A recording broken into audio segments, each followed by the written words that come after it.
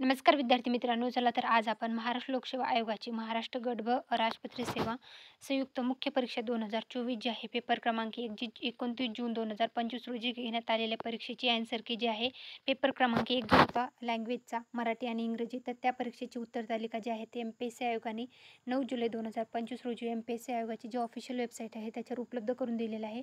तर आन्सर की संदर्भातली ही संपूर्ण जी PDF आहे तर ती आपल्या टेलिग्रामवर मी उपलब्ध करून दिलेली आहे.